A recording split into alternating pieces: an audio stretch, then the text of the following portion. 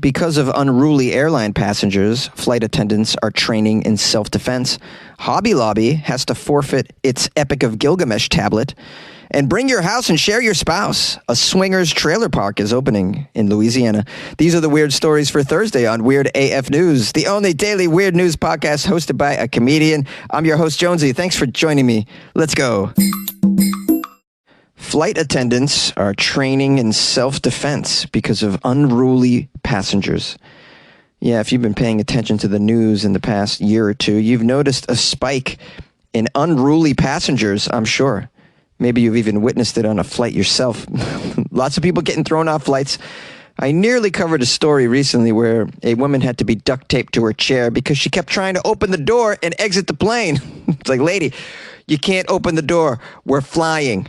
And they duct taped her to a chair. You need training for this sort of thing. So flight attendants are stepping up the game, it looks like. In Miami alone, the Transportation Security Administration plans to train hundreds of flight attendants this summer and fall in self-defense skills. They're restarting the half-day course that they first developed in 2004, but that was recently put on hold due to the pandemic. The skills include how to strike, stomp, and subdue a violent attacker.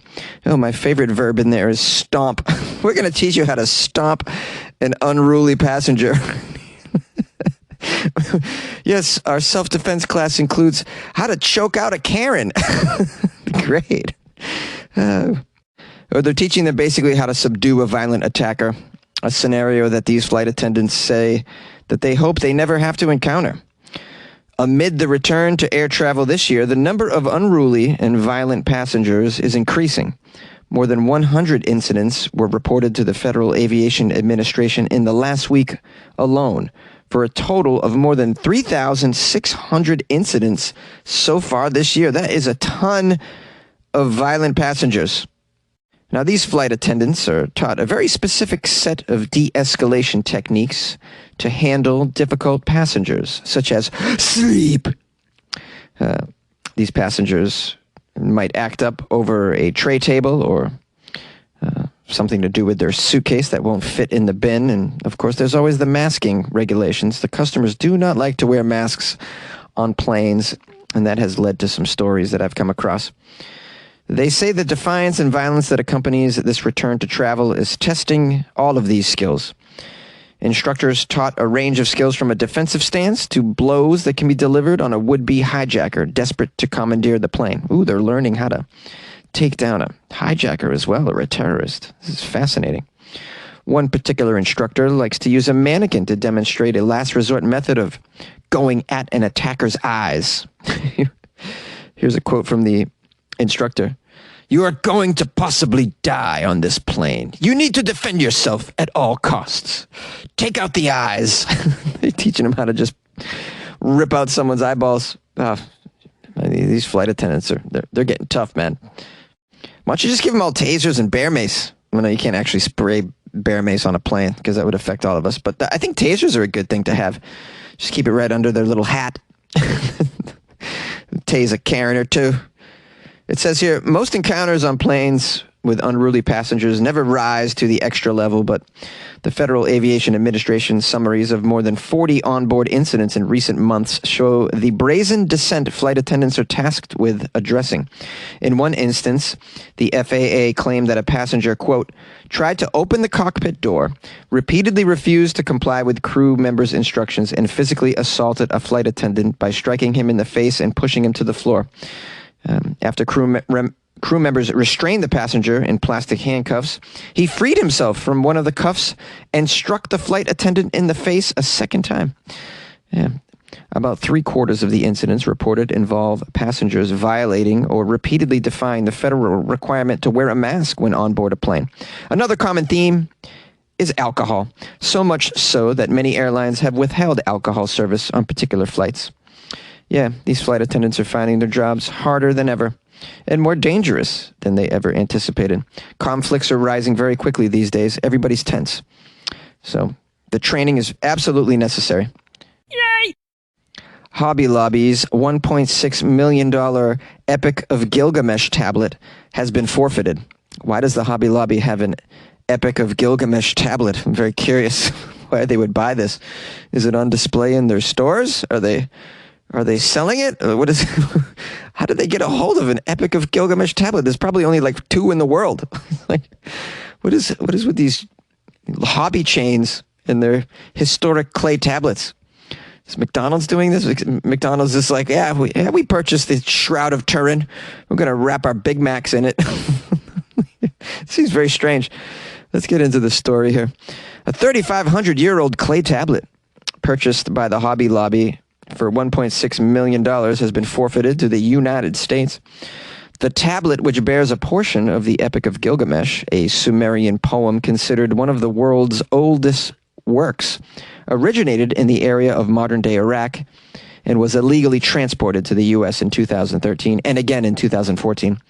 A false provenance letter was used to sell the tablet several times before Hobby Lobby purchased the item from an auction house in London. The Gilgamesh Dream tablet was seized by law enforcement agents from Hobby Lobby's Washington, D.C.-based Museum of the Bible in 2019. Wow, they have a Museum of the Bible? I had no idea. That sounds like a hoot. Where do I get a ticket to the Museum of the Bible? Yeah, I'd love to go there. Let me drop a tab of acid and give me my vape pen before I go. I'm going to need it.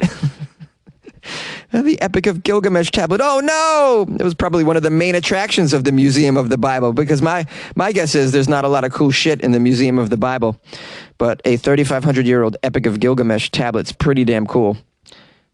Now, apparently a complaint was filed, and the prosecutors say the 5 by 6 inch tablet is actually considered the property of the Iraq government and shall be returned. The arts and crafts company cooperated with the investigation. Representatives from Hobby Lobby did not respond to a request for comment. They're probably pissed off about their $1.6 million investment, though, and I wonder if they're going to get it back from the auction house. Probably not. They're probably out on this one, but they have plenty of money. It should be they can buy other clay tablets from around the world. We got a history of the tablet's journey here. It says, the government's investigation uncovered that in 2003, a U.S. antiquities dealer purchased this tablet from a family member of a coin dealer in London. The item was dirty and unreadable at the time and was transported to the U.S. by international post without declaring formal entry. The tablet was then cleaned and determined to be a portion of the Gilgamesh epic. In 2007, the antiquities dealer sold the artifact with a false provenance letter that stated the tablet had been inside a box of miscellaneous ancient bronze fragments that were purchased in an auction in 1981. That false letter traveled with the tablet as it was sold several times in different countries, according to the investigation. Eventually, a London auction house sold the item to Hobby Lobby in a private sale in 2014. But the forfeiture of the Gilgamesh Dream tablet demonstrates the department's continued commitment to eliminate. Oh, I can't even get through this, guys. 1 and 2, and continued commitment to eliminating smuggled cultural property from the U.S. art market. They're trying to thwart smuggled goods by seizing and forfeiting ancient artifacts, and oftentimes sending them back to the country where they were created. And I think that's a good thing. We should also do this with a lot of wild animals as well, I would say. A lot of wild animals that need to be put back into the jungle. Yeah, there's a lot of wild animals living in basements in Texas that probably should be. I bet you Hobby Lobby has several wild animals as well. They should be forfeited. You like podcasts? You're listening to my podcast. Maybe you thought to yourself, I'd like to make a podcast. Too difficult. No, not with Anchor. Anchor has free creation tools that allow you to record and edit your podcast from your phone or your computer. Anchor distributes your podcast to Apple, Spotify, Stitcher, and more. They have advertising integration, so you can even make a little money off your podcast. Everything you need to make a podcast in one place. Download the free Anchor app or go to anchor.fm to get started. And good luck with your podcast. Good luck with your creation. Good luck with your life, man. Bring your house and share your spouse. A new swingers trailer park is opening in Louisiana. If you're looking to spice up your love life with an outdoor experience, there's a new place for swingers opening in Mamou, Louisiana. It's called T-Boys Swinger Trailer Park, and it's getting attention as it's getting ready to swing into southern Louisiana. Their motto is hilarious. Bring your house and share your spouse. Here's a quote from someone named David. You can come to Mamu for many good things, I tell you. This is going to be one of them. David is the man behind T-Boys Swingers Trailer Park. Yeah, David had a dream. Let me combine his favorite things. A swingers club and a trailer park. He's opening it for couples into swinging, and he says the swinger community is surprisingly bigger than you may think. It's bigger than most will even know. Live free and don't be scared of it. Don't be scared of the swinger lifestyle. There's a big community of swingers. I think a bunch of them aren't shy. The ones that are shy, hell with them. You know, you should roll with it. It's a good thing compared to most things. Yeah, that's right, David. It's a good thing compared to most things.